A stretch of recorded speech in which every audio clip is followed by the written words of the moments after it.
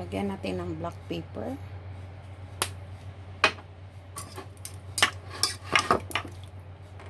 Black pepper. Then, konting black sauce. Rice wine. Para mawala yung lansa daw. Yan ang ano ng mga Egypt. Ito po ang dark sauce natin. Dark sauce.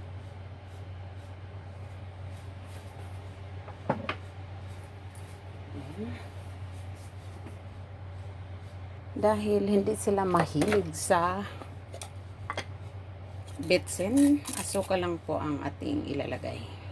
White sugar. White sugar. Ilagyan natin ng garlic. I-marinate lang po natin ng kalahating oras. Saka natin prito para masipsip ang lasa. Wait lang. Yan po, biggarin lang natin ang ating bawang. Nahugasan natin po ang ating bawang para mabango siya pag nailuto mo na siya.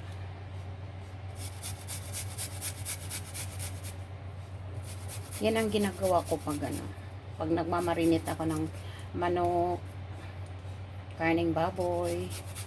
Yan, gaggarin natin ang ating bawang para madali. 'Di ba? Ayos. Yan, taktak muna natin. Then, halukayin natin ng maigi.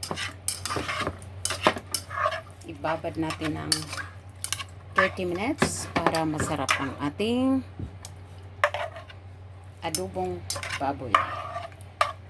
Napakuluan ko na yan bago ko siya slice ko. Then marinate natin ng dark sauce, light sauce, asukal, black pepper at rice wine. Okay, yan na lang po. Babad muna natin ng 30 minutes.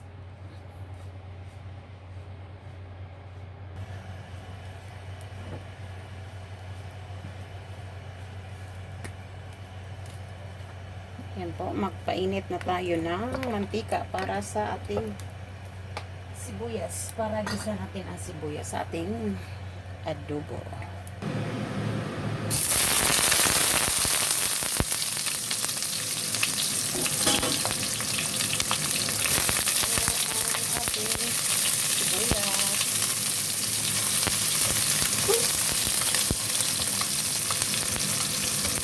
Malalaki ang hiwa ng sibuyas dahil gusto nila ni amo yun.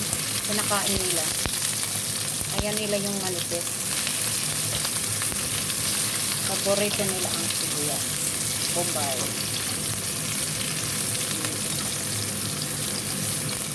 Okay. Then, pagka-brown ito. Brown. Sunod natin ang yan, brown na. Gisa na natin ang adobo.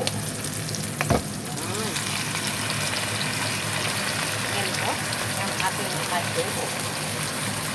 Mamaya isalin po natin dito. Yan, sa kulay pa lang, masarap na. Kahit hindi ako kumakain ng karning baboy, alam ko na ng lasa niyan. Kasi bago ko siya ihulog sa karne,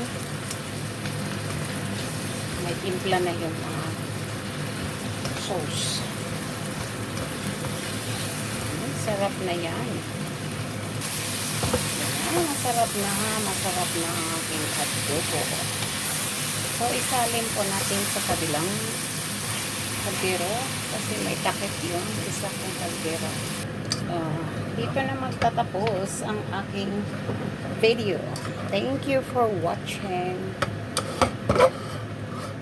Yan, ang aking adobo. Thank you. Goodbye.